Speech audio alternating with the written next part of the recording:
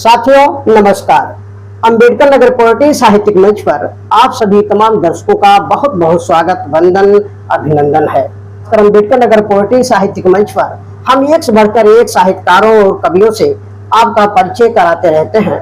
आज बड़ी खुशी की बात है कि हमारे ग्राम सभा के ही रिश्ते में हमारी पुत्री समान एक कवित्री, जो कि अभी हाल ही में मेरा परिचय हुआ और मैं जान पाया कि आप भी एक सुंदर सी रचनाएं लिखती हैं समाज के लिए, लोगों के लिए।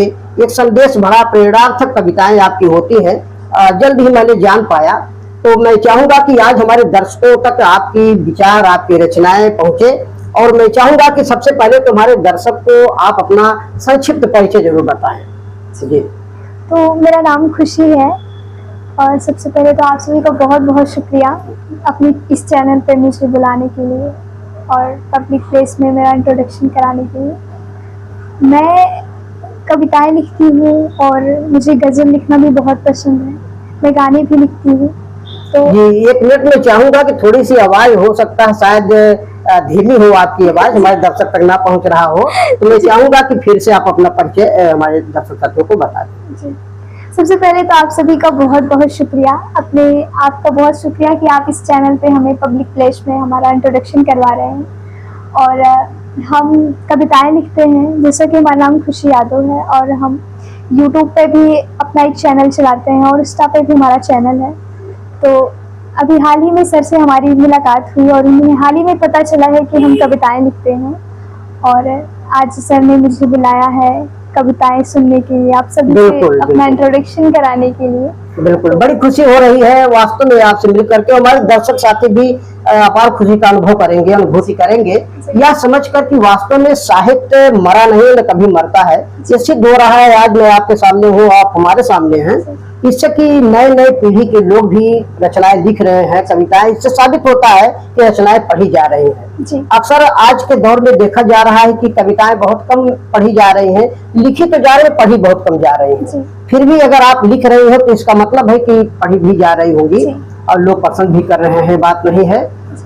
मैं चाहूंगा कि थोड़ा सा ये जानकारी हो जाए कि अब तक आपने कितनी रचनाएं लिखी हैं और वो आपकी रचना का विषय क्या है, कविताओं की खासकर। मैं अपनी कविताएं अधिकतर मैं जीवन पे लिखती हूँ, अपनी कविताएं। जी, सामान्य जीवन पे अपनी कविताएं लिखती हूँ और अभी तक मैंने 45 कविताएं लिखी हैं। जी, बहुत अच्छा, बहुत सुंदर। 45 कविताएं आपने लिखी है। खासकर आपकी कविताओं के जो विषय होते हैं वो जनमानस के सामान्य जीवन पे आधारित। जी बिल्कुल, बहुत अच्छा।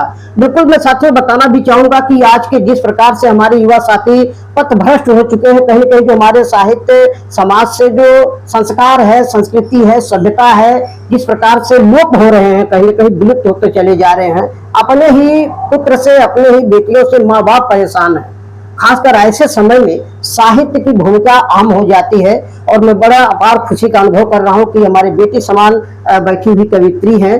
खासकर इनका जो कविताओं का विषय है वो सामान्य जीवन, आम जनमानस के सामान्य जीवन से जुड़ी हुई है। मैं चाहूंगा कि आपकी एक रचना, उन्हीं रचनाओं में से एक रचना हमारे दर्शक तक इसी क्रम के साथ में पहुंचे, फिर आगे हम और भी बात करते हैं। जी। तो मेरी कविताएं हैं सामान्य जीवन पे मनुष्य के। वक्त इंसान बदलता है, वक्त पहचान बदलता है, वक्त के साथ साथ जिंदगी का हर पैगाम बदलता है। बारिश भी तभी होती है जब मौसम अपना राह बदलता है। तो फिर क्यों हम उसी सोच के दरकार बने, हम क्यों पुरानी यादों के सरकार बने। चाहत को भी हम जीने की वजह बना सकते हैं, अगर थोड़ी कोशिश कर ले तो जीने की जहां सजा सकते हैं। हर उम्मीद नहीं किसी गैरों से अब करना है जिंदगी ये मेरी, मुझको ही इससे लड़ना है। बिल्कुल, वादे पे वादे दे देकर वादों से नहीं मुकरना है जिंदगी ये मेरी, मुझको ही इससे लड़ना है। जी।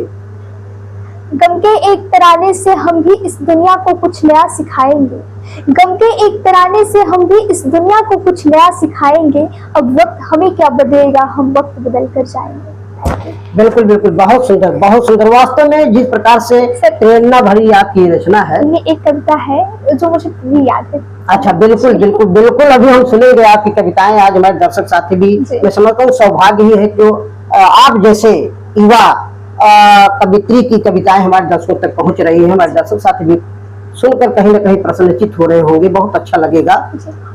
अक्सर मैं बोलता रहता हूँ मंचों पर आप लोगों के बीच साथियों कि हार कर हालात से नहार होना चाहिए, कंटकों से पथ भरा स्वीकार होना चाहिए। तो बिल्कुल आम जनमानस की जो जीवन है, जिस प्रकार से हम हताश हो जाते हैं अपने जीवन के पथ पर, कहीं ना कहीं ये जो रचनाएं आपने सुनाया है ये हमारे जीवन को हमारे जीवन में उल्लास भरने की काम करेगी, एक उत्साह भरने की काम करेगी।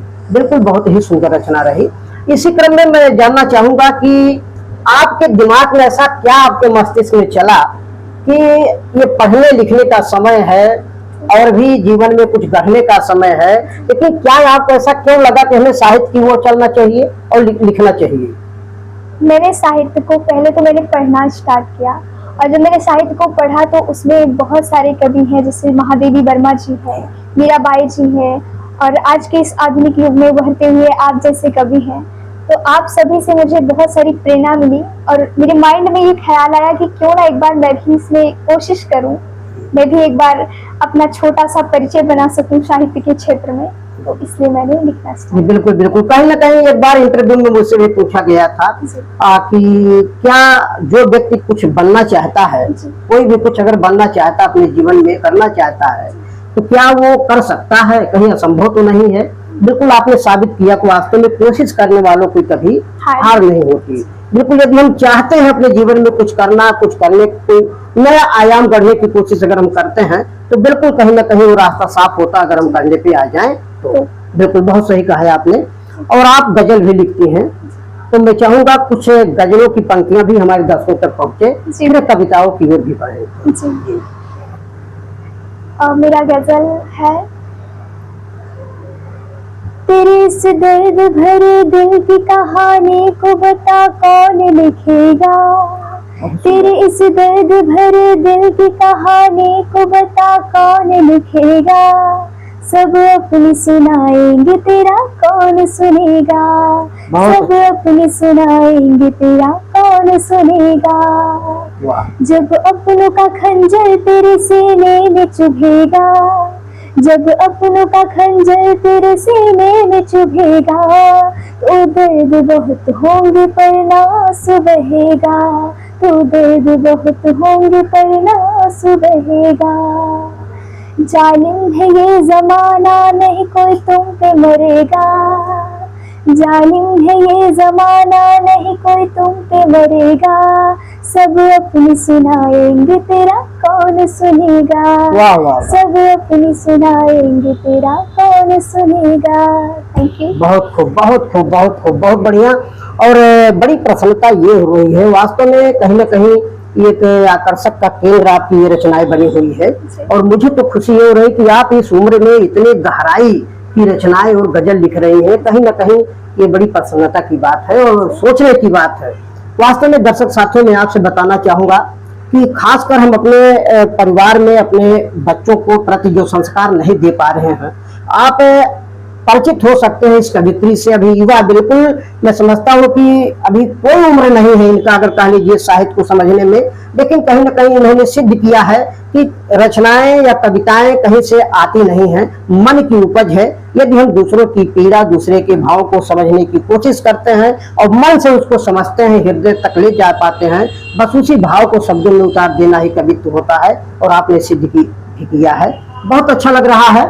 और मैं छोटी सी एक और जानकारी अपने दर्शकों तक आपके लिए चलना चाहूंगा कि आप अपने माता पिता के बारे में क्या कहना चाहेंगे, वो क्या करते हैं, और आप जब लिखना शुरू किया तो कहीं उनके तरफ से आपको रोकने की बात कि आप क्या कर रही हैं, आपको पढ़ने लिखने का समय है लेकिन आप लिखने में समय दे रही हैं, इस पर उनकी प्रतिक्रिया क्या रही? मेरे पेरेंट्स आज के इस डेट में एक ऐसे पेरेंट्स हैं जिनकी जरूरत हर एक बच्चे को होनी चाहिए।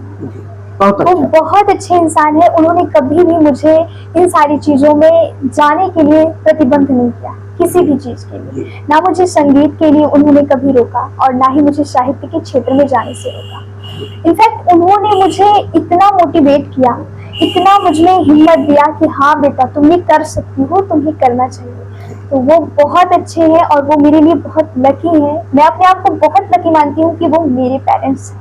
बिल्कुल। और मेरे पिता एक प्राइवेट टीचर हैं और वो इंग्लिश के टीचर हैं, बहुत अच्छे हैं, बच्चों को बहुत प्यार देते हैं, बच्चे भी बहुत प्यार करते हैं, रिस्पेक्ट है। तो कहीं ना कहीं बहुत अच्छा लगता है ये जानकर कि अपने बिल्कुल, पेरेंट्स बिल्कुल। अपने बच्चों का सपोर्ट कर रहे हैं। बिल्कुल, बहुत अच्छा लगा।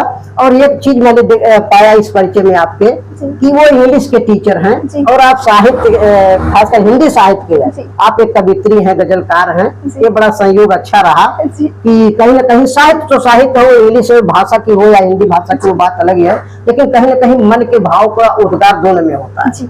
बिल्कुल, बहुत अच्छा लग रहा है। और इसी क्रम में मैं चाहूंगा कि आपकी 45 रचनाएं, खासकर कविता की 45 रचनाएं लिखी गई हैं, उन्हीं में से मैं चाहूंगा कि एक और रचना हमारे दर्शकों तक पहुंचे। जी। जी। गमनाक हो दिल में पर होठों से मुस्कुराया करेंगे, गमनाक हो दिल में पर होठों से मुस्कुराया करेंगे। ये गम की राहें बहुत ही कठिन है मगर फिर भी इस पर चलकर दिखाया करेंगे।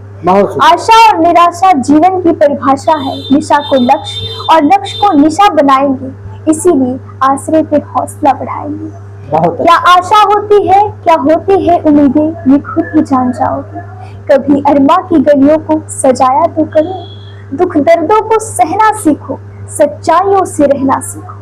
हालात से उलझो नहीं, हालात को समझना सीखो। होगा सब कुछ आसान, आजमाया तो करो, कभी अपने भी हालातों से लड़कर दिखाया तो करो। बिल्कुल बिल्कुल बिल्कुल, बहुत सुंदर भावों से सजी धजी आपकी रचनाएं हैं, बहुत अच्छा लग रहा है।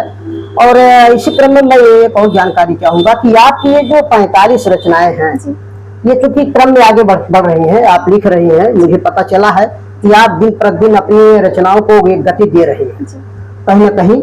और मैं भगवान से ही प्रार्थना करूंगा खासकर कि आपकी रचनाएं जल्द ही पुस्तक में बदल जाए, पुस्तक के रूप में लोगों तक पहुंच पाए, लोग भी पढ़ें और उसको समझ पाए। बहुत अच्छा लग रहा है।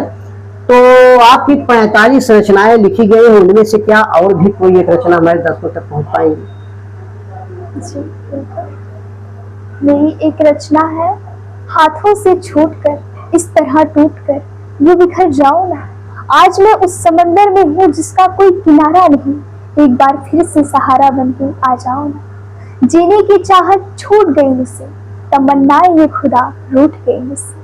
अभी तो सारी चीजों का हिसाब देना बाकी, अपने इस जुबान से दुनिया को पैगाम देना बाकी, कि अपनी इस जिंदगी को खुशियों से सजाए रखना।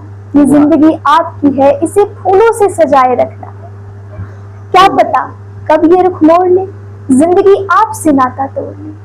अपने अंदर की सोई अरमा को जगा देना, कि अपने अंदर की सोई अरमा को जगा देना। अब चलते हैं हम इस दुनिया से, हमको विदा देना। बहुत बढ़िया, बहुत बढ़िया।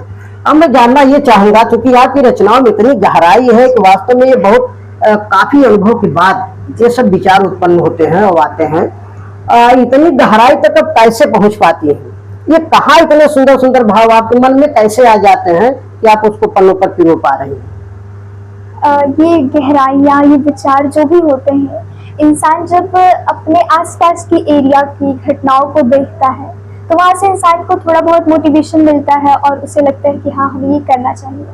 कुछ चीजें होती हैं जो हम साहित्य को पढ़कर, जैसे नई नई भाषाओं का ज्ञान हमें साहित्य से मिलता है जी।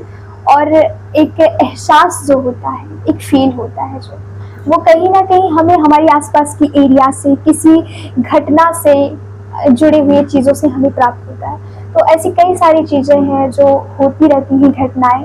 तो उन सारी चीज़ों को देखने के बाद मैं अपने अंदर थोड़ा सा अनुभव करती हूँ कि हाँ, क्यों ना ऐसा कुछ किया जाए, और उसे मैं पन्नों पे लिखने की पूरी कोशिश करती हूँ और आप सभी तक पहुँचाने की। बिल्कुल बिल्कुल बिल्कुल, बहुत अच्छा लग रहा है। साथियों, मैं बताना चाहूंगा कि ये इनकी शौक रहा हो या समाज को देखकर मन में ये पीड़ा उत्पन्न होती हो कि हमें समाज के लिए लिखना चाहिए, जो भी रहा हो कहीं ना कहीं हमारे हित के लिए, समाज के हित के लिए, इनकी जो कार्य है, इनका जो उत्साह है, इनका जो आगे आने का ये अपना एक अनुभव है, मैं चाहूंगा कि इस अनुभव में एक वृद्धि होती रहे और साथियों, आज का यह विचार, ये इनकी रचनाएं, इनका उत्साह, इनका उल्लास समाज के लिए आगे आने के लिए, स्वयं को आगे लाने के लिए जो इनका मनोबल है, मैं चाहूंगा कि जरूर आप बढ़ाएं। आज का कार्यक्रम को देख करके आपको जैसा भी लगा हो कमेंट बॉक्स में जरूर लिखिएगा, और इनके उत्साह को बढ़ाने के लिए आप इस वीडियो को, इस इनके कार्यक्रम को जरूर लाइक करिएगा, शेयर करिएगा, इनको आगे ले चलिए, उनको ढेर सारा प्यार दीजिएगा।